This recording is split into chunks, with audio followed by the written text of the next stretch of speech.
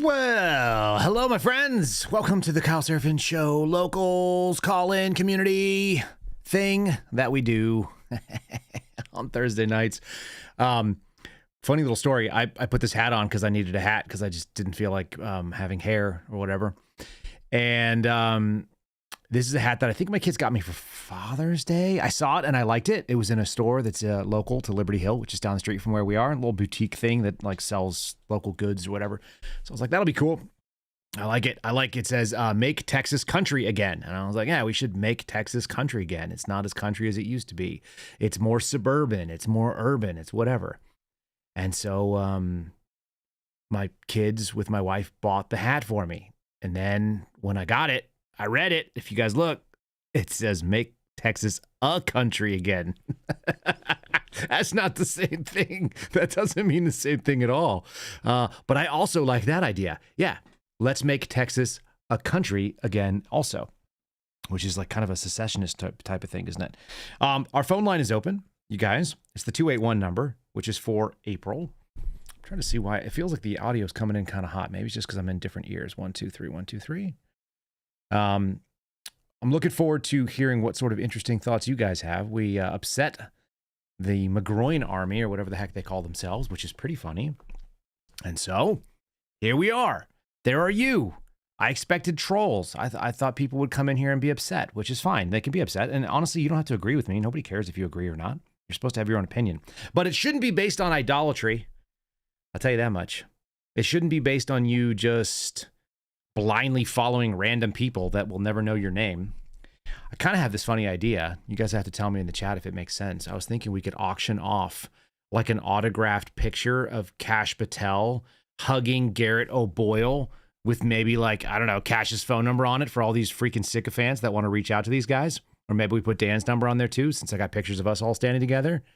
Should we do that and see how much the Bongino Army wants to raise for my buddy who doesn't have a job still, when the FBI director could reinstate him tonight? That could be done. Yeah, we could do that. All right, so that's it. The phone line is open. It's 281. If you guys want to call, this is your show. We'll do it for as long as it makes sense. We've got our first call coming on the line, and that is how we get that done. Let's just say, caller, you are on the Kyle Seraphin Locals Call-In Show. Who am I talking to? Stevie Wonder. There he is. How you doing? Not good, but it's interesting what's happening. Share it. I got three things to talk about. Okay. One is long COVID. Okay. And, the VA has really let me down. Everything I'm doing is outside their range of conception. Okay, but I got something for you. Hold on this one. I got something for you right now. You ready? Yeah. Did you see the Secretary of Defense talking about COVID and the reinstatement for troops? Did you see that?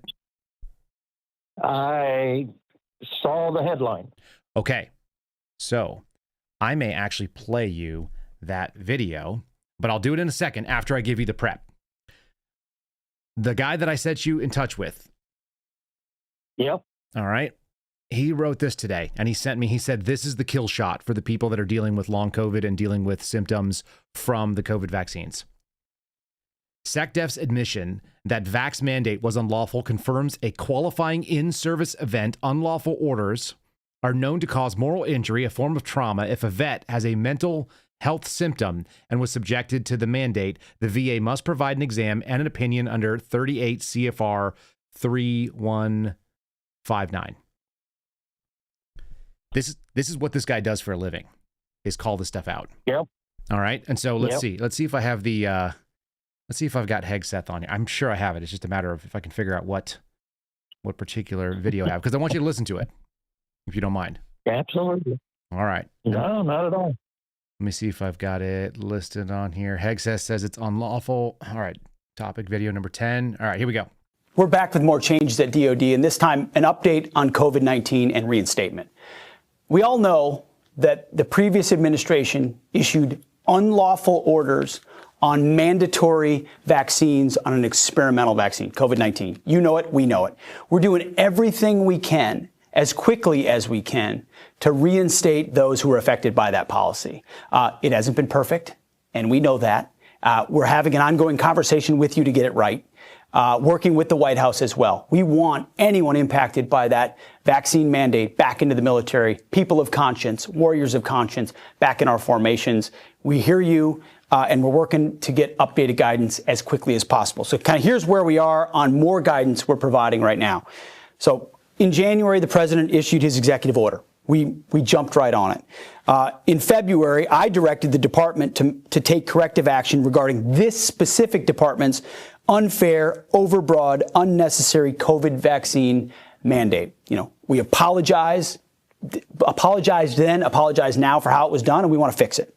So today, I'm signing a memorandum that directs the Undersecretary of Defense for Personnel and Readiness to provide additional guidance to the boards that are reviewing these cases concerning the review of requests from service members and former service members adversely impacted by COVID-19 vaccine mandate. The guidance also will facilitate the removal of adverse actions on service members solely for refusing to take the COVID-19 vaccine, including discharge upgrades, and less than fully honorable discharges for individuals separated for refusing to take the COVID-19 vaccine. So we're trying to scrub all that, clean all that up. We'll also facilitate appropriate remedies for service members who have suffered additional career setbacks resulting from the previous administration's unlawful vaccine mandate. All right, that's the key pieces of it. The repetitive nature of the unlawful mandate is very interesting. And anyway, that's what Sony thinks is so necessary to point out, that they're acknowledging that they shouldn't have done that. Well, the problem is that doesn't cover the VA, correct? Yet. No, I agree with you. Yet, but it's only because they just had this happen. This happened in the last 24 hours. So I understand. All right, fair enough. I'm following by the minute. Yes, sir. All right. And basically what happened with me was I finished 15 weeks of therapy, community care service outside the VA. Mm-hmm. It expired. It was helping me. And it took me a month to get an appointment with the VA physical therapy department. I went and saw him this week, had a nice discussion with the guy in physical therapy, and it's outside their policy for me to continue physical therapy for my condition. The problem is they're treating my condition as being spinal stenosis. Got it. And I believe my condition is long COVID. And of course, the VA knows nothing, sees nothing, hears nothing about spike protein, shedding. Okay. Yep. Long COVID doesn't exist in their nomenclature. I'm tracking. Okay. Yep. And so I've been outside the VA now since June of last year, and I'm, we've discussed this. I'm taking non-FDA approved drugs. I'm, supplements that they will not admit work. Mm-hmm. And the latest was yesterday. I found out something that basically I'm suffering from peripheral neuropathy, and the VA will not admit that I've got peripheral neuropathy. Right. They have put me through batteries of tests, venous flow studies, and EMGs, and say it's not peripheral neuropathy. Then what the hell is it? Okay. And they say, we don't know. Mm-hmm. And I've got two doctors now outside the VA in writing that this is peripheral neuropathy. Okay. And so I'm fixing to take that to my veteran service officer and file for disability claim using that. And what I found out in talking to him is the only way the VA will accept peripheral neuropathy is a secondary condition to diabetes. That's the only way they'll rate it. Exactly. Okay. And the whole thing is where the problem for the VA is back in 2022, when I think I got the shedding, mm-hmm. I went from pre-diabetic to diabetic in their records. Mm-hmm. Okay. So I was diabetic. Okay. Now they put me on metformin, and I didn't take any. I went on, I dropped 20 pounds. I went on a keto diet, and basically my A1C has been in the 4% level for the last year. Of course, Okay. I'm not going to tell them that when I file for the benefit. Okay. Yep. Anyway, the whole thing that happened this week was I found out one thing that can cause peripheral neuropathy is spinal misalignment. Okay. And I went to a chiropractor, first time in my life. Tracking. And this guy cracked me from toe to head. I mean, with the body equivalent of a not a sledgehammer, a jackhammer. Just slapping you around, throwing your body around. Yeah. Oh man, he started with my toes, my right foot, all 5 toes were frozen. Yep. And my left foot, 3 out of 5 were frozen. He had them wiggling up and down by the time he was through. Then he moved up to the ankle. And, cracked my back twice. Okay. Full body hug. Yeah. And then we got to my neck. And I swear to God, this took me back to my days in the Philippines where the barbers at the end of a haircut, he would crack your neck. I said, oh my God, how am I still alive? And the whole thing is that basically, I feel better, but I don't know how to think about this, And so what I told the guy is I wanted a thermograph. Okay. You ever hear of a thermograph? Nuh-uh. Well, it's a body temperature thing and measures basically if your spine's out of alignment, they can do thermography and detect heat differences on each side of your spine. Mm-hmm. And what happens is if your spine is misaligned, what you're looking at is inflammation causing, more heat to be in that side of the body. And that's where the chiropractor comes in. Unfortunately, this guy doesn't do thermographs, and he wants me back in next week. And basically, I'm getting back with him and saying, I'm not coming back in until you get me a thermograph. So I have evidence that, this is the condition before and the condition after. And you got to understand something about the VA. Chiropractic does not exist. Yeah, of course not. Right? And so here, I'll share with you just a funny little moment I had with the VA. I went in because I was being a dummy, and I was trying to break a bunch of pallets, like wood pallets, and I was going to create a fire. And we had a chimenea out on our balcony when I was living in downtown Austin. So I was smashing these things with these real thin-soled shoes. I'm just cracking them with my heel, and breaking a bunch of pieces of board, and I'm pulling them off. I'm throwing in the little chimenea. And I got real dumb. And I don't know, it might have been a couple beers into the night kind of deal, but I jumped and I smashed I smashed this board, and it had a nail in it. Like you have a bunch of pallets with a bunch of random nails kind of in there, right? But I hit the top of it where the head of the nail was, and the point was going downward, and it bottomed out into the concrete below. And then the wood kept traveling downward, and the head of the nail punched through my shoe, punched into my foot, right in the kind of the ball of my foot. And then, I came right off it because I jumped off because it hurt. And so now I got this puncture wound in my foot, and it hurt like a son of a gun, So the next day I go into the VA down south of Austin, and it's a really beautiful facility. It looks like an airport. It's a massive thing. They got all these, government carpet sculptures and all this other crap up there. And I go in there and I make an appointment with the physician assistant, the primary care. And they said, "What are you looking for?" I said, "I just want to see if you guys will take a look at this. Tell me if you'll X-ray my foot and see if I retained any pieces of metal, because I don't know if it got hung up on the bone, because it was a real, what would my grandfather say? A humdinger. It was a humdinger, right? And then I said, and then I also want to know if I should be taking antibiotics. And I had a friend who was a PA in the emergency room who prescribed me antibiotics, so I was on prophylactic antibiotics, but I wanted to see if the VA wanted to give me some, or thought that was a good idea. So the doctor comes in, he looks at my foot, he gets the X-ray, has me sit on the table, looks at my foot again, looks at the X-ray, says there's nothing retained. And I said, what about the antibiotic? Should I take prophylactics to avoid an infection in the foot with this puncture?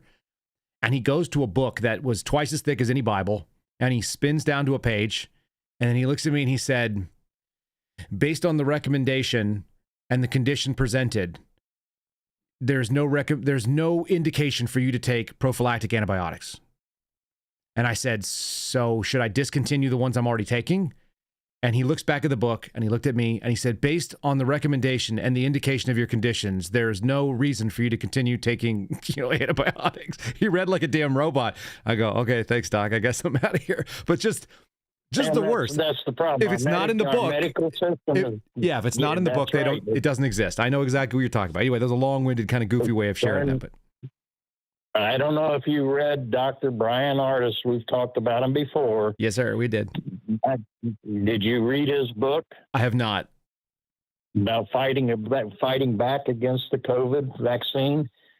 Basically, he had his father-in-law die holding his hand in the hospital after they had saved the father-in-law the day before by taking him off of an IV drip, that was killing him. Sure. It was destroying his liver, but that was the hospital protocol. Right. And the first doctor said they had to have a committee meeting to remove him from the IV. And they were there that night, and another doctor came in, and she said, oh, you're absolutely right. They took him off the drip. The guy's distended stomach started deflating and color coming back into his cheeks. I mean, they literally watched him come back to life in front of their eyes. They came back the next morning, and the other doctor, his main doctor, had put him back on the drip. And the hospital protocols killed the guy. Okay. I believe it. And I think a lot of that happened. I don't have any proof, but anecdotally, I think a lot of that happened. Absolutely. And see, the thing is, talking to my VA guy earlier this week with the physical therapy, I said, look, I know where you are, and I understand. And basically, he told me he'd run it up the chain. He doesn't have much hope. Yep. And he was right. They came back and said they could not extend because, my 15 weeks was the maximum they allowed, for recovery in this situation. And the thing is, this is recovery from spinal stenosis. And I said, of course, the problem is I don't believe I'm fighting spinal stenosis. Sure. And so the whole thing is that, he was very apologetic. And I said, look, I understand. You're in the bureaucracy. And, I've had to go outside the VA to, get things done. And so the whole thing is I'm planning on coming back with all my records outside the VA and diagnoses. And, you can pay me now or pay me later. Okay, is the way I'm looking at it. Okay, I'm sorry. I love my VA. For 50 years, I've been going to this VA off and on, and it could do no wrong up until COVID. They got you finally. And the medical community around the world has lost its mind. No, that's exactly true. I think that's true. Yeah. What about do you have a veterans organization that works with you at all? And is that something that you think they might follow up now in light of SecDef saying his thing? Because I imagine that puts pressure on the other government agencies, the other departments. When you say, what do you mean like that? You have like a DVA, like Disabled Veterans of America, or like a veterans representative that'll help you argue your case that knows the systems. Not that you don't. I'm sure you do. My VSO is a 27-year Marine. Okay. Yep. And he came to Cincinnati with his wife. They both lost their jobs in California because they refused to be vaccinated. She was a teacher. Okay. And he was a Marine and working in some civilian capacity. What organization does he represent you out of? American Legion. Okay, American Legion. Got it. Yeah, that's what I was getting at. I'm just curious if they've got someone there. I mean, at the end of the day, that may be something you ought to be doing too, because I'm guessing you probably know the ins and outs of that system pretty well. I'm VFW, and the whole thing is, that VSO in October. Something I didn't realize, I was tested for tinnitus 40, 50 years ago when I came back from Vietnam. And they said, I was 10% disabled because of tinnitus. Nobody told me I had to file a claim. Okay. Oh, no. I just figured you diagnosed me, 10% disability tinnitus. I could have been getting $170 a month disability benefits through the VA since 1973. Jeez Louise. Okay. And what happened was I went through the process through my VSO, and I'm now 20% disabled, getting $350 a month, 10% hypertension, 10% tinnitus. And the big one is still being evaluated. They just evaluate this outside of the VA. Okay, these disability benefits. And by the way, during my hypertension interview, my blood pressure was running 180 over 105. That's not great. Okay. Yeah, that proves my case about hypertension. Yeah, it doesn't hurt. And that's not my normal blood pressure. No, okay? you got that white coat anxiety, they call it. Exactly. So that's it as far as that's going, and I'm going after PTSD and Agent Orange. Okay, good. I'm lining them up. VA, like I say, peripheral neuropathy. I'm going to nail them to the cross on the peripheral neuropathy. Okay, do it. And I've got two doctors. I got a nurse practitioner and a doctor, both in writing. And I've got drop foot. I've got a nerve that's been killed because the VA didn't treat me properly. Okay, and addressing my pain. Yeah. And so, no problem. Second thing, remember I talked to you about the veteran or victims, the FBI victims program up there in D.C.? I got a letter from Department of Justice. Yes. What's the update? Well, the update is I looked up online the name of the guy. Okay. Who they're going after. It turns out he evidently scammed like $500,000 from people donating to the Trump campaign in 2023. Okay. So he took in all this money and none of it went to the Trump campaign. So I have now signed up on the what do they call it? The victim benefit services or victim. Yeah. It's a fund though. It pays out people when they recover money, and sometimes they make some people a little bit closer to whole. Well, I'm now registered with it. Outstanding. Okay. So, I listened to you and you said it was legit. And so I wasn't worried about the mob birthday party thing. Nobody was going to give you, my buddy used to call it, you know what the Brooklyn party hat is? What's that? The Brooklyn party hat is when the cops would beat the crap out of you, and then they tape your head up with a bandage so that it covered up all your injuries. They called it the Brooklyn party hat. I got some buddies from New York that tell me some wild, funny stories. They were potential victims of the party hat. I don't think they were actually instigators. They weren't cops. Anyhow. Yeah. And here's the third and last thing. All right. Okay. I've been a techie for 55 years. I programmed my first computer back in 1967. Okay. Back when the computer systems, the mainframes were punch card machines. Love it. Okay. No tape drives, no disk drives, punch cards. That was it. Yes, sir. And I programmed my fraternity accounting system.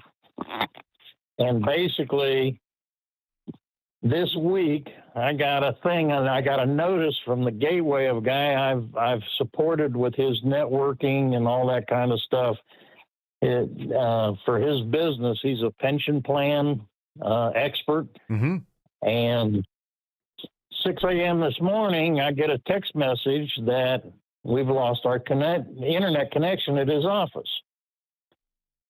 Okay. Well, I end up getting all together and getting over there and trying to figure out what the hell's going on. And I come to find out, basically, the internet connection from the fiber optic network is down.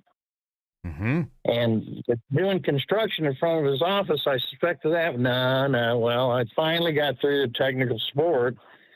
Come to find out, we are scheduled for a fiber optic upgrade on his line tomorrow afternoon, Mm-hmm. taking it from 400 megabits per second up to 2 gig per second. I don't hate that. And what they used to do, the way they used to do it was the tech rep, when he came out to the office to replace the end user equipment, would then call in to the home office to have the line activated at the new service speed. Sure. Well, evidently they have changed the processor because they basically disconnected his old system at 6 a.m. this morning.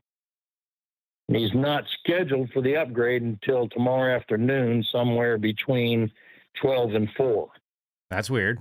So they left him with a dead zone. Exactly. And of course, the problem is he was working on a $2 million deal between an insurance company and pension plan. And he was supposed to have, a conference call, group conference call. Well, I did manage to get him back up, and basically he had a laptop we hooked into his local area network, and then the laptop also had Wi-Fi, so we got him on Wi-Fi over his cell phone as a Wi-Fi hotspot, okay? And that allowed his sister to come in, who does all the paperwork on the bid process and all this kind of stuff. That allowed her to come in remote through his laptop and do her thing on his local network. And then he, on his desktop machine, he was able to see everything on his local network. He just couldn't get out to the internet. So anyhow, he ended up pulling it off. Okay. Because I figured out a way of getting around this snafu. And it just, I've been doing this stuff for 50 years. This isn't rocket science. And how somebody could, how this process could even happen. Yeah, okay? You know how it happened, though. People don't care anymore. That's how it happens. Well, I know how it happened. What happened was, it used to be that the field engineers out there, when they get their damn done, they'd call into home office, and it would take them 2 or 3 hours before they got called back from the home office. Mm-hmm. So they just moved on to the next job. And so the whole thing was, that's what happened. And so they changed the process. So, and, of course, they're going to get backlash from this. Mm-hmm. And so anyway, that's it. Enough of my whining. Okay. I'm still laughing about the back snapping. I think that's fantastic. I'm glad you shared that one with me because it got me a good one. Well, I'll tell you, there's something else that's really wild about this. The back, then he went up to the neck, and my God, like I said, the Philippine barber thing. And then he went to my right shoulder, and I said, now be careful, because I dislocated this shoulder 40 years ago. And I pinched the nerve on recovering, and the muscle never grew back. And he I said, raise your arm. And I can only raise my arm about 2/3 of the way vertical. Okay. He cracked me a couple of times, and I can now raise my arm straight up over my head. That's great. I had no idea. I'll tell you, the thing this reminded me of a massage parlor in Okinawa when I was in the Navy. Of course it did. There was this old. I always got the oldest woman. Okay, I figured they knew the best. And I swear to God, this woman in this massage parlor in Okinawa, and this is a Stevie Wonder spook story. I'm sitting at a bar, and sitting next to the bar, waiting for my room to be called. Sitting next to me is a Marine lieutenant who I went to language school with. Didn't like very much. He was our executive officer in the classroom. Mm-hmm. We had a Marine captain who'd come back from Vietnam, and I saw what that was like. A jackhammer cut loose in the street down there in Arlington. Mm-hmm. We were in one of the high-rise towers on the 10th floor, and he ducked below the window air conditioning unit and then popped up, looked around, popped back down. And I said, oh, Jesus, this guy's really seen some action. It wired a little tight. Yeah. Well, the whole thing is he was alive. And yeah. And the whole thing is that the Marine lieutenant, I said, what are you doing? And he said, I'm bopping around I-Corps and da-da-da-da-da.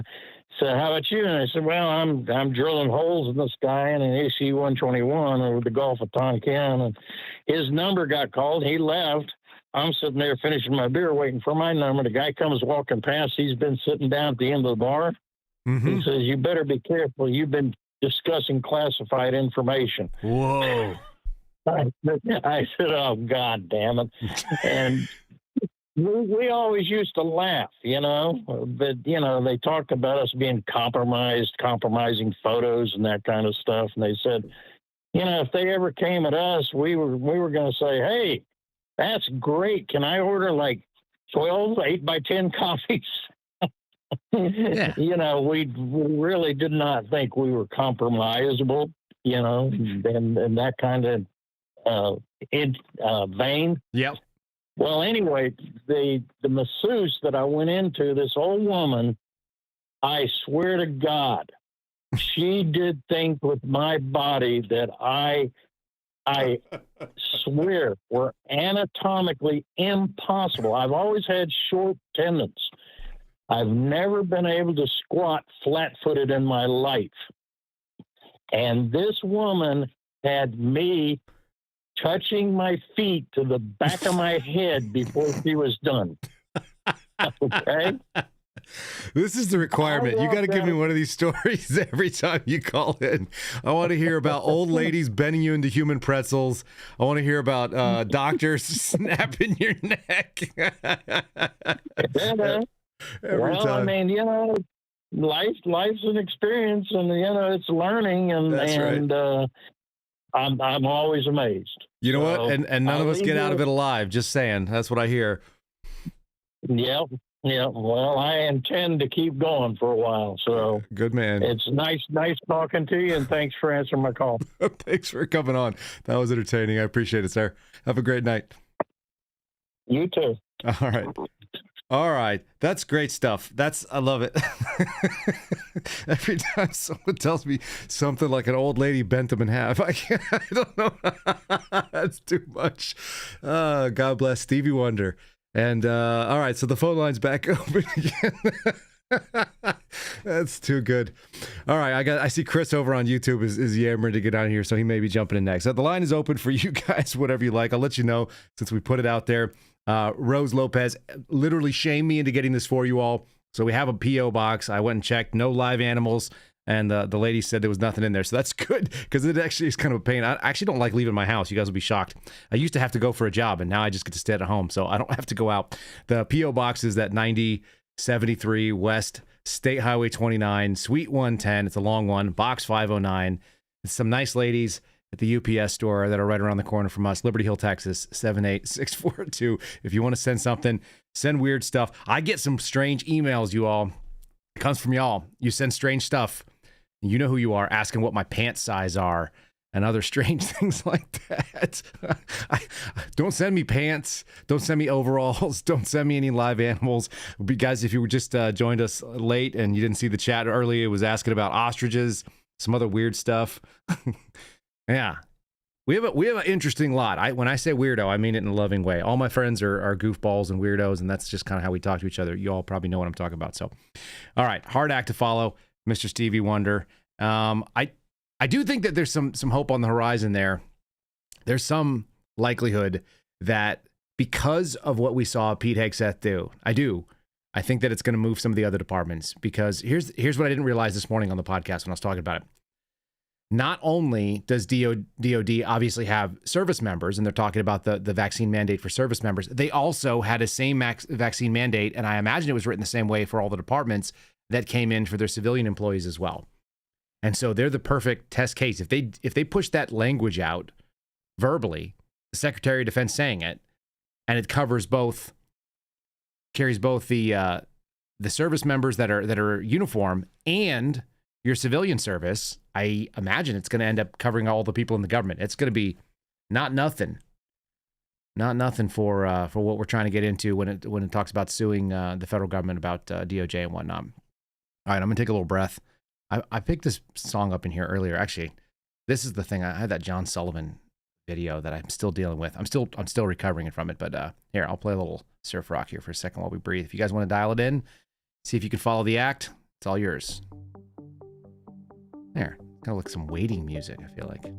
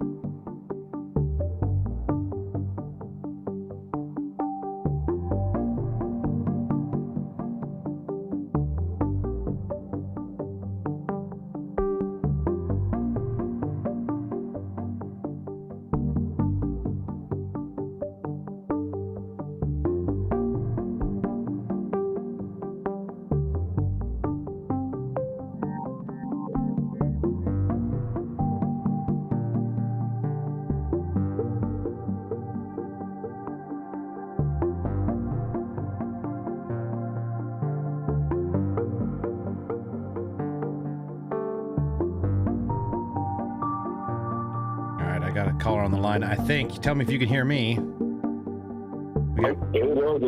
There we go. I got kind of this is Chris. Hey, Chris. I got a weird message that was saying something bizarre. I don't know what it was. All right, Chris. It's all yours. Take it away. Hey, how you doing? Y'all seen where they put the law in Oklahoma that CDL drivers has got to be listening in English and they're going to pull all the ones and not the visa ones? If that goes through, it'll make a hell of a difference in trucking. Because some dude killed somebody in Florida like this week, didn't even have a CDL. It's crazy. In Florida, somebody. I like to see ICE at the truck stops. What do they do? Yeah, well, I mean, I'd like to see them too. I passed your message along. Whether it goes anywhere is another animal. But like, I appreciate the hell of it. What'd they say? Nothing. Same as anything else. You know, it's one-way street. You just pass information along and see what happens next. Sometimes I see action. Sometimes I don't. But Oklahoma and Arkansas is doing something right. Now that's interesting. Are a lot of people based out of Oklahoma? I tend to see a lot of trailers that are tagged with Oklahoma plates. It's a lot of people in the Midwest, Illinois, Oklahoma, and then there's a lot in Chicago, and then there's a lot in like California and Florida. Mm-hmm. Is where most of the companies are. Okay. But and then for some reason Tennessee has a few. But okay. The capacity's going up and the freight volume is going down because of the tariffs. There ain't no loads to haul. And that's going to be a big thing. So they're going to have to get rid of all these people with no CDLs so that the American truck drivers can make a living. Because American truck drivers are getting screwed. I agree.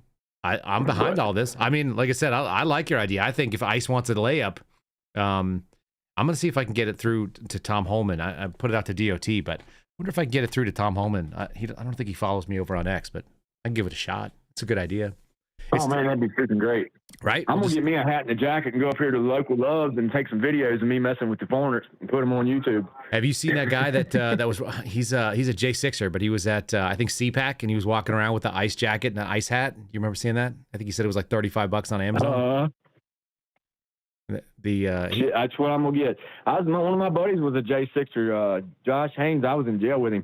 And he didn't hardly do nothing. And the FBI raided his home. His wife divorced him. He lost everything because of that. And was still sitting in jail waiting on a court date when I got out. And this was like 2 years ago. Yeah, I believe it. That J6 stuff, they just screwed them people hard. They screwed a lot of people. They're trying to make examples of them. Yeah, that's true. Yeah. Terrible.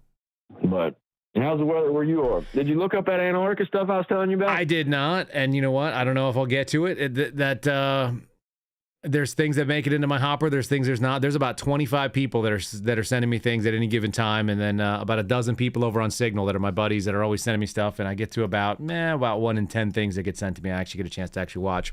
Plus, my wife wants to watch things too. So Well, you're honest, so you ought to be popular pretty soon. Being honest. Yeah, because everybody's sick of these lying-ass media companies. If you just tell the truth on here, you know. It hurts people's feelings. You know what? It's like the way I figure, Chris, I feel like if people on all sides of the aisle are mad at me, then I'm probably saying it right. Exactly. Right? Yeah, that's the problem, though. We got to worry about everybody's feelings instead of the truth. We need to get back to the truth. And all these crazy people that think they're he, them, and they, them, and, you know, they need mental help.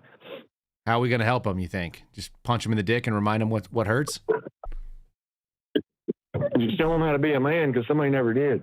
Something's wrong with them. That's definitely true. Yeah. That's a mental illness. That's not like normal. I don't know. Maybe it's from the TikTok shit. You know what, man? I don't watch TikTok. My old lady watches TikTok, and every other video is either some gay dude or some white dude making a fool of himself. That's right. And it's like they put that on all the times, and it's like subliminal. When you see that all the time, you think it's normal. And then once that gets to be normalized, everybody's been dead. I think you're right. I'll tell you this. So we took kids to a 4-year-old birthday party last night. And so we're sitting out there and my wife and I, compare notes when we get back into the car. And I don't know if you do this with your lady, but my wife and I just like shit talk everybody that we see when we get together quietly. We just judge everybody. Yeah. We just go, man, did you see that weirdo? You see that weirdo? This kind of thing. So we're sitting there talking. And I said, I felt really bad for the young men out there that are probably under the age of 18 kind of deal, because they have some kids there that look like they were high school age and whatnot. All the little girls were all dressing to look like they were boys or androgynous. They had ugly, weird dyed hair that was, blue, or that gross kind of teal green looking thing. They had facial piercing, like just they look like shit. When they stopped the bullying. Yeah. Did we? Yeah. Well, nobody wants to look at the bullying. That's what coming out. If they let people go back to beating the shit out of them people, they act like they got some sense.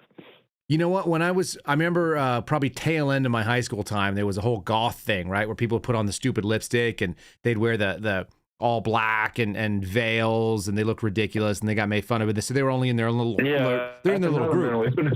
But you know what? Like they knew that it was a loser move and it was like a choice. But yeah, nobody, without shaming, shame's a powerful thing. And if you lose it in society, you get this you get people naturally tending towards kind of this gross instinct. And I felt bad because I don't remember there being very many people that weren't wholesome looking when I was a little kid. I just don't remember it. And you're just looking, right. if you're a young man who's, let's say, 16, 17 years old, and you're looking, and all the little girls are trying to look like little boys. Whoa, what the hell's going on? It's just weird to see it. Yeah, in high school, there's got to be somebody that looks at these people and asks, what the hell is wrong with you? That way they stop doing that shit. And when they took the bullies out, nobody's asking. Well, who's showing them? Hurting somebody's feelings. Who's modeling that behavior to have them look like that? That's the question. Are they seeing adults that do that? TikTok. Yeah. Well, no, it's all TikTok. If you get on TikTok, you're going to see normal people shit. If it's white people, they are either retarded, doing something stupid, or blue hair, and they're trying to normalize that shit. And that's what China's doing. They're trying to make us a bunch of pussies. That way they can come over here and whoop us. They ain't whooping me. Yeah, But my old lady's tough as I am. We out at Lexington the other day, and some liberal beeped the horn at me. First, they backed out in front of me, and then they beeped the horn. So I went around them and parked and got out the car. And all of a sudden, they was friendly. Yeah.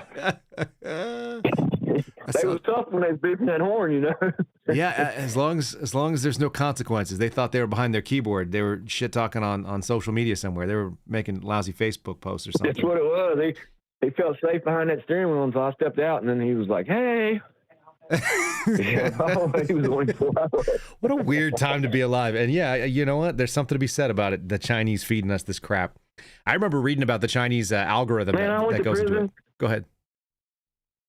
I went to prison for selling a fella an ounce of weed in 2017, right before COVID, before all this shit. I got out May 4th, 2020, 2 weeks into COVID, and the whole world was different. It was like, what the hell happened while I was Holy gone? moly, that would be wild.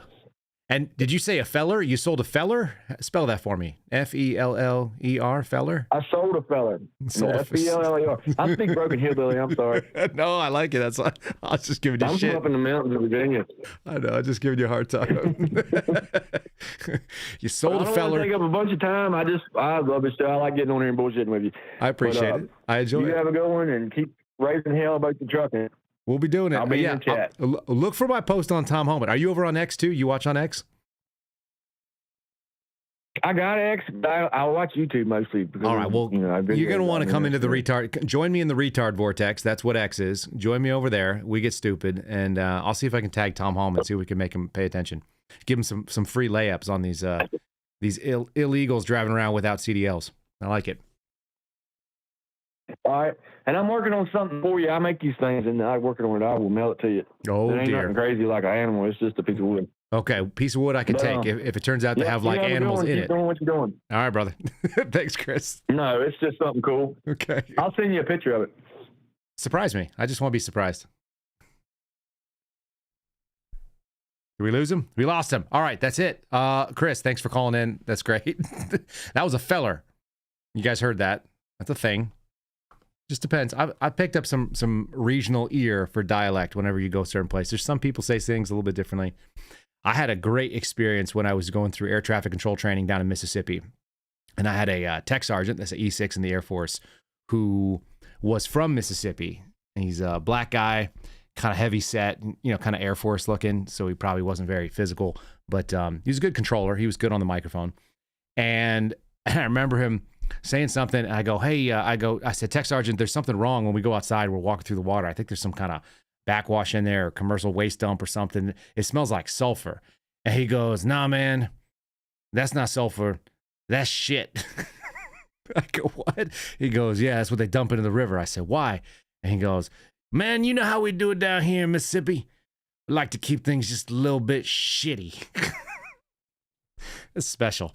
Some different things when you meet some people in different parts of the country. Anyhow, appreciate Chris's call. I appreciate Stevie's call. You guys will do a little bit longer if you guys want to dial in and chat. You can tell me whatever story you like. You can tell me about your grievances. You can tell me you don't agree with something. Tell me what you're worried about. Take your pick. I thought I had a better song than that last one. That one was kind of weak. What about this one here? Maybe? Yeah, that's better. A little driving music. I'm trying to reframe the shot over here for this over the shoulder, so bear with me. It's like that. Mm-hmm.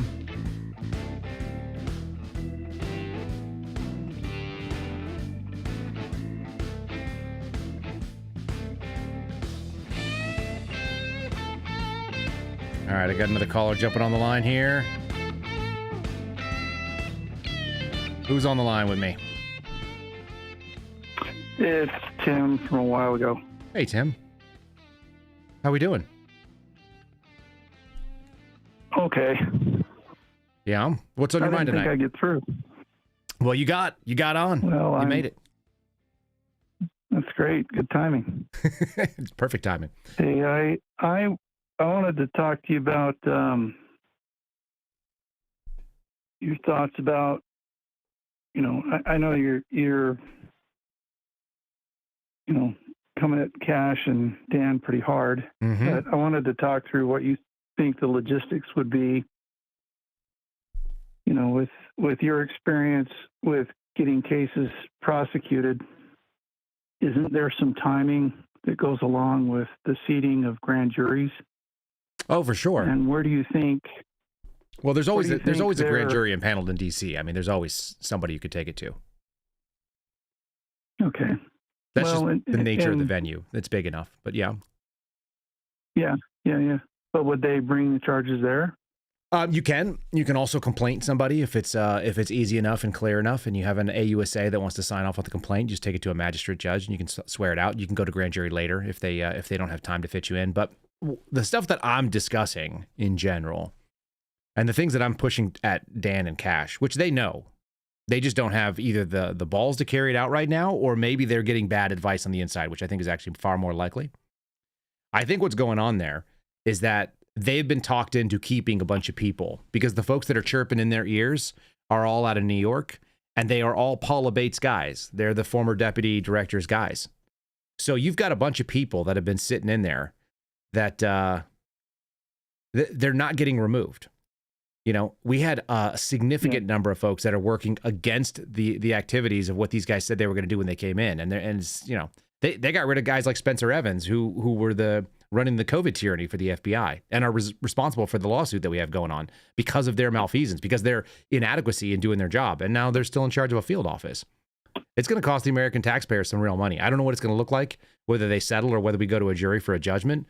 But if we get certified as a class, it's going to be a massive settlement because it's going to be everybody inside the FBI that was wronged. And that's a lot of people. There are thousands of them.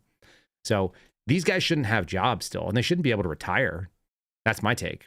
So that's a totally different situation than, like, I get that cases take whiles to build, but you can't tell me that they didn't have somebody work in the Epstein cases. No way. Those are all done, or they're significantly more advanced that you could actually start moving forward with some of them. There's no chance. They don't have any low-hanging fruit. They couldn't figure out who the guy was that was in the pipe bombers. Like, we heard that the tower data was good. The cell phone company came back to Congress and said it was around. So some of these things are layups, and they shouldn't be 6 weeks deep. And they should have probably been working long before Cash ever got nominated or sworn in. I mean, this is the other piece of it. You know what I mean? There's just no particular reason why the DAG couldn't have had these guys running.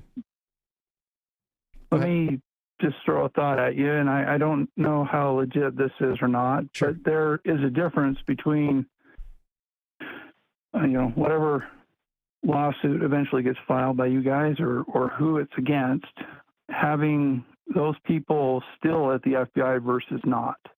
I don't think there's any upside to having them there. Why would you want them there? Well, I'm just thinking about the control of the situation by the department, by the FBI, in terms of what those guys can and can't do and say in defense of the suit. So, They're not interested. So there's some things I'm not going to share publicly, but I know that they are not working in our best interest at this point. Not in my best interest. I know that. There have been some meetings, and I've been privy to the content of those meetings, and they were the opposite. They were subversive to what you would expect a friendly would do, and so that's not helpful to us. Yeah. So if the government was serious about any of these things, and the only advantage to keeping somebody in employment, there's no reason to promote them. That's for sure. I'm seeing our chat talking about keep your friends close, and that. I mean, they can control them, and they can control what gets said in deposition, because when they show up to depositions, it's represented by a DOJ lawyer. Absolutely. And then you guys have to jump through the hoops on the TUI requirements and all that to even depose them. That's right. And there's limits on what you can ask. And yeah, at the end of the day, almost all the stuff we have, we thought that through. Here's the goofiest thing about this piece. I have almost everything I needed before any discovery. It's in black letter violation of the law. I requested a religious accommodation and it was denied. And 4 days later, the findings that they justified the denial came out. So they did a boilerplate sort of, rubber stamp pencil whip version of it, denying something. And then 4 days later, they released their findings, and they cited the findings in the pencil whip boilerplate thing. They're just out of order. They're out of order by 4 days. And there's no explaining it other than they had a pre-made situation that they'd already drafted what the answer was going to be, and then they went and fit it, and that's violation of federal law. You can't do that under Title VII. So that's just one thing. But yes, theoretically, if you were keeping people inside the FBI, there's two things you can do. You could give them a Garrity's, or you can give them a Kalkine's warning, and you can go give them internal interviews. But you don't need to promote those people to go do that, as you well know. There's no reason to put them in. You don't have to give them more responsibility, paycheck, or prestige. That's ridiculous. So anyway, there may be some small. If they were working in our favor, that would be something. That's not what's happening here, though. Unfortunately, I wish it was. I'd be much happier about it. Look, well, I just thought those two ideas I hadn't really heard you talk about, so I was hoping that there was something else going on. And yeah, I've moved into the point where whatever it is that I hope for, I just assume the opposite will happen. That's just how it's been working out. Which is pretty disappointing, but well, I have to laugh at it at this point. Keep pushing. Yeah, absolutely. What else you got going on? Anything else interesting? Well, no, just trying to figure out career number 2. So yeah, I'm out. There's without falling into what I'm doing right now, and who knows how long this makes sense or last, but I think that is a common question, common struggle. I think you're not alone. I think a lot of people had to rethink what their whole world was about, even just after COVID stuff. How many people had to get booted out, and then look around and go, what happens next? Like in the private industry and government, you're seeing these service members now. How long did that take? Years, Yeah. What if, I wonder if there's anything that happens that's this COVID amnesty program. Like I said, it's interesting that they went out in DOD. That I'm fascinated by the fact that Hegseth pushed that forward because it opens the line up to both uniform and non-uniform services. Maybe that's just me. I sure applauded that. That was great, and kind of sets the example for everybody else. So right. There needs to be the press conference where they pants Merrick Garland, and he's the one that was trotting out there telling the rest of the country they had to do it too. That's right.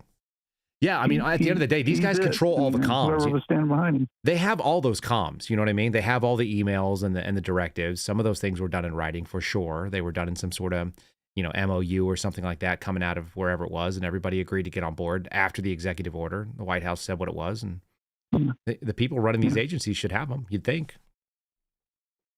Yeah. I would think. Well, I hope so. And if they don't, then that's another problem. Well, that's another violation of law. So, that might take longer to prove, but but we know that we know they have to exist. There's no way there's not some information there. Yeah. Yeah. Well, keep pressing, keep going, and I think your cause is just, that's for sure. And well, I'll tell you what, when people are, you and Steve and Garrett, well, I appreciate it. When they start reacting to the stuff that's being said, I know it's being heard, and if nothing else, I want them to hear it. I just want them to do the right, if they changed course today and started, cutting throats. I had somebody tag me on something. They said, I've been through 3 corporate mergers, all of which were hostile takeovers. And there was blood on every floor. And they were all bigger organizations, bigger companies than the FBI is. You can't come into something like that and do it, softly. You just can't. You can't take control in the reins without purging a lot of the management culture. And they didn't do it. And, we saw it. So. Well, they may not have the prosecutorial support. That's, kind of. Yeah, but then it's captured. I don't disagree with you about that. DOJ is captured. The arrest thing is one piece, but to be able to administratively remove people, that is a totally different animal. And to be able to pull people out, like I said, the court case, Navy versus Egan, is still the standing precedent.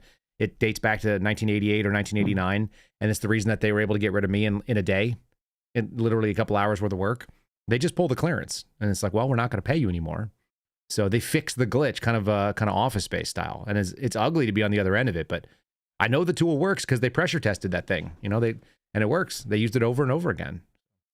Why would you not use the same tool your enemy used, and at least clean house while you've got the tool? And if you want to go beat that tool in court later, or and set new case law and fix it, that'd be great. But until then, it's a viable option. That's all. Yeah. Yeah. Well, keep going.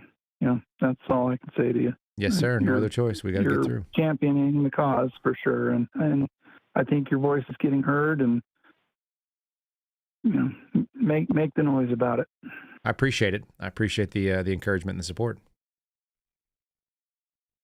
Well, and I know you're in contact with other people, and I've pinged you a couple times, so make sure that I don't know what's going on with Steve and what he's going to do, but we should talk. Anyway. Yeah, that sounds like a plan. We can connect offline on that one. Yeah. Let's do it. Well, take care, Kyle. Keep up the good work. Yeah, I appreciate the call. Okay. Have a good night. And a little more serious, but yeah, the world is, there's a lot going on, and 2, a lot of people that have been injured by this stuff. When I'm out there and banging on social media, which some of you guys have seen, or picking a fight with the McGroin Tard army, it's not because it feels good. It's because there's real people who have been wronged. I'd like to see them made whole and corrected, some of that stuff. It'd be nice if that happened, but so far not there yet. All right, so the phone line's back open again. We'll do like one more call unless somebody bangs in right behind the second one. Sadly, I'd like to say I'm seeing you guys in the chat talking about cutesy time. It'd be nice if it was over. It just doesn't seem like it is yet, for whatever reason. It's not over. It continues. And I don't think these guys have a bad intention, for whatever it's worth. I don't think we're talking about people that have evil intention. I don't think Dan or Cash went in there with a nefarious purpose, but my instinct is that they got rolled by the agency, which is what the agency does. All right, next caller. I got you on the line. Who am I talking to? Hey, what's up, Kyle? Renzo. Oh, Renzo, you got to turn down whatever's going on in the background there. You got Saved by the Bell marathon, something like that. How's that? Maybe. How you doing, my friend? What's going on, damn it? Leave it up. It sounds like you're underwater. That's what it sounds like. Renzo, it sounds like you're hanging out underwater. How about now? Is that better? Not really. Yes. I'm not in my element right now. It sounds like the aliens got you in a spaceship is what it sounds like, buddy. Sorry, I think this is the best I can do. I'll try to make it quick. I just wanted to, because the whole chat this morning was interesting, to say the least. Yeah, it sounded like you guys got into. You guys were hanging out with trolls. Yeah, what was that all about? Well, again, I kind of feel like the fact that the people are being attacked now in the chat and on X, and the responses, I feel like that all of the Bongino people turned into like leftists, and like there's no answering questions. It's just insults and trust me, bro, and give it time. Like I saw that Mike Davis on a video of Mike Davis today saying they're doing it. There's things going on in the background, and I'm like, this just sounds like the same stuff that they always did. Like nothing different. No, it's 100%. They're fueled up with hopium, and they're filled up with trustium, which is the new one that I haven't seen a lot of. But there's a lot of trustium. Yes, a lot of that. And I don't really, I watched Bongino for like 10 years, and I chatted with these people for years, and I don't really see a reason for there to be all this friction, and it just seems like that something from the outside is causing all of this friction. And my real issue is, like you said, they don't have to be promoting these people. I mean, all right, you want to say, let's not just suspend them and do things the wrong way and stuff like that. We want to do it the right way so this way they can't get out of it or say, oh, you screwed me like this, and then get like some Peter Strzok or Andy McCabe package later on. But like you said, why can't they just suspend them on day one? They don't have to promote them. And I just keep asking these questions, and none of the people that support Dan can tell you anything but trust me, bro. So there's plenty of trust me, bro. Dan, according to Dan, if someone is telling you trust me, bro, that means they're lying to you. That's just what Dan says. And again, I don't feel like that this is hypocrisy that's going on now with Dan and them. This is hierarchy now, because now I'm in control and we're doing it, so we're good. Don't worry about it. We're doing it the right way. That's right. Let me read you. Let me read you my translation of that clip that was going everywhere with Mike Davis and Steve Bannon. I said, Mike Davis told Steve Bannon that Kash Patel and Dan Bongino told Pam Bondi to tell him that justice is coming. it's like fucking high school, man. That's what I tell with all of these guys. They're photo ops. They think they're like TikTokers. This is TikTok FBI. I think it's such a disappointment, and I think a lot of the people that supported Dan are still like saying, well, he couldn't have been lying all this time, and he couldn't have been this. And I keep trying to I feel the same way. I'm like, so I'm leaning more towards he got in there, like you said, and he's like in and over his head. Because how do you go and talk about these G6ers for years and then promote this Jensen guy. Yeah, you can't do it. You can't. You can't do it. You can't do it. And then go out there and defend him, and then try to be like, no, this is a great guy. Look at this video here. Yeah. It's the same thing. Oh, another thing I wanted to say. Did you happen to see how, I don't know, I think it was on the post that Anita made with the wonderful meme.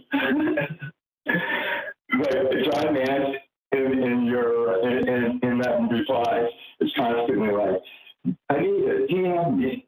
Trust me, we can coordinate our threats together. Like I saw like was like his whole thing. Oh, you talking about my old boss? Like, yes, your old boss. Yeah, my old boss. Poor John. John thinks. I'm like, you guys, they're coordinating their threats.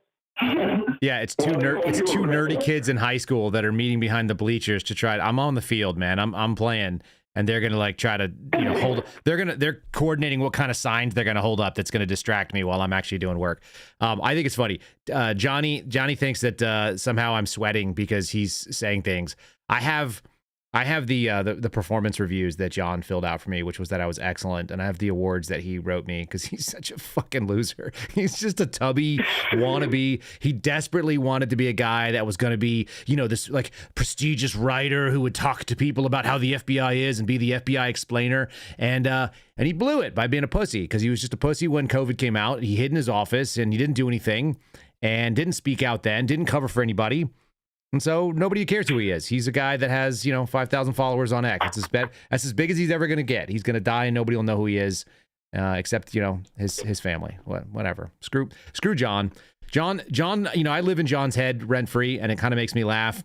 And the guys that know John who worked with me, the ones that liked him were the worst employees in the FBI, and the ones that hated him were the ones that actually wanted to do work and they couldn't because John was the boss. So anyway, it's he knows who he is. That's his punishment every day. I don't know.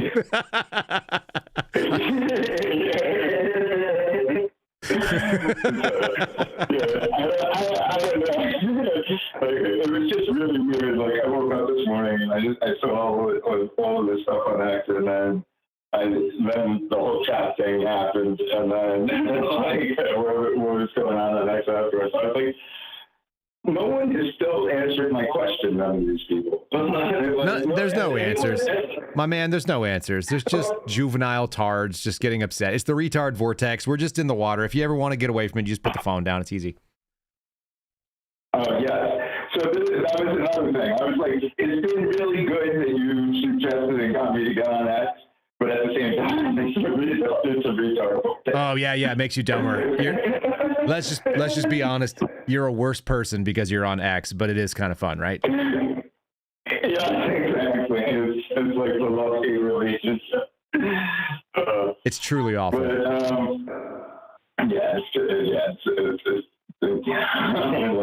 but I mean, I was like, my main concern is like, how come the J6 bomber, that we don't know anything about that. Whatever, dude. Just trust me. Justice is coming. It's coming for everybody. It's happening. You just gotta.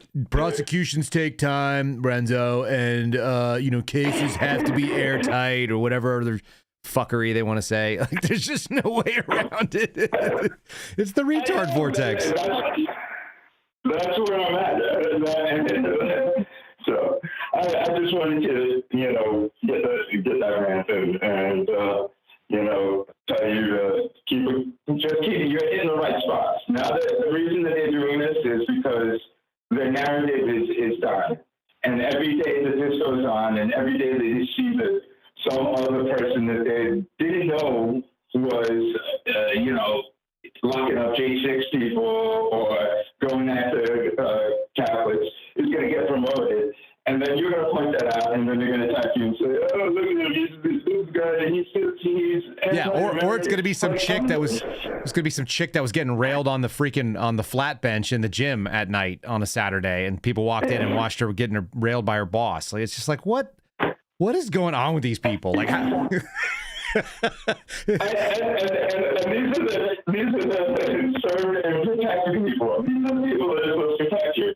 Yeah, they're defending like leftist chicks that worked in the FBI. You can't swing a dead cat in the FBI without hitting some like adulterous scumbag.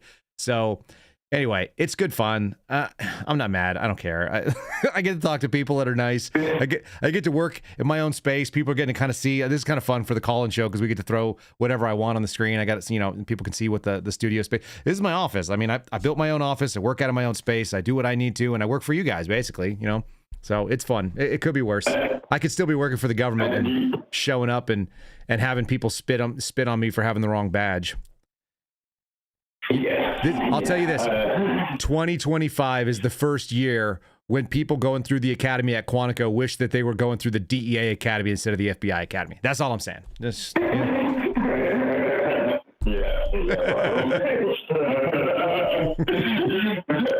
you never know. Like supervisors might have to start losing weight too. yeah. They're gonna have to start doing some. They're gonna have to start doing some fitness standards. You know what? There are a couple of studs that I knew that were like still meeting the fitness standards as supervisors. Most people just phone it in. Most people phone a lot of things in the FBI, which is why they don't solve a lot of the problems out there. Particularly this stuff about like child pornography. You have not enough people that were interested in it. I had Ryan Matta talking to me today, and he was just like, "Yo," he was like, "What number? Like, where in the top 10 is like going after child pornographers?" And I was like, "It's not in the top 10. Like, I guarantee it. Like, you have no idea what the FBI does. The top 10 mostly are CI and counterterrorism, things that Americans don't even know they do, that they waste our money on." So, anyhow, I like questions like, "Do we really need an FBI?" That's a whole podcast, Jersey Girl. So we'll talk that. But Renzo, that's what else you got? You got any other random thoughts to close with here? Oh, yeah, just one other thing. Mm-hmm. Really good Val Kilmer movie, Heat. Heat. Oh yeah, for sure. Yeah, we did. That feels like that was a year ago. I know that was like a week and a half ago, but yeah, Heat's a great movie. Probably one of the more realistic, like a move with, maneuvers while firing situations. Well done. Agreed. Very good stuff. Definitely. I've been on the Val Kilmer kick since his passing. So. I love it. I made my kids watch Willow. My kids watch Willow, and they got to meet. Yeah, it's so good. Yeah. They got to meet Matt Mardigan. Yeah, Matt Mardigan's the best, right? That's great. Matt Mardigan's the best. All right, well, thanks for taking my call tonight. Keep doing the great work, man. All right, brother. Thanks so much for calling. I appreciate it. You have a good night, too. Hey. All right. By popular request and demand, we probably should play this. I think we might shut it down after this. Let's see if this is the right. I think I've got it queued up properly. This is just for you all, you weirdos. What's your name? What? What is your name? Tony. Fuck you, Tony. What's your name? Ezekiel. Fuck you, Ezekiel. Fuck you. Fuck you. Hey, you know what I did last night? You better not bring my mother into this. You know what I did? You better not. I broke that fly over there. Oh. And I found your mother next to it. Fuck you, Ezekiel. Fuck you. Fuck you. Something wrong with all of you all. Hope you guys have a great night. We'll do Friendly Friday with Steve Friend in the morning. I'll just plug it one more time. If you weirdos want to send something, no live animals. I don't know. I'm just going to keep saying it. No live animals. I just feel like that's the biggest danger that I have. And I'm going to keep calling it out. All right. Until then, we'll see you guys in the morning. Have a great night. Get some sleep. Friendly Friday, first thing, 0930 Eastern time. Make sure you hit the like on the way out. We don't monetize the podcast for this thing, but we don't list it as a podcast, but still, hit the like. We appreciate it. All right. God bless you. See you then. Thanks for listening to The Kyle Seraphin Show, streamed live weekdays on rumble.com/Kyle Seraphin. Follow Kyle on Twitter, Truth Social, and Instagram at Kyle Seraphin.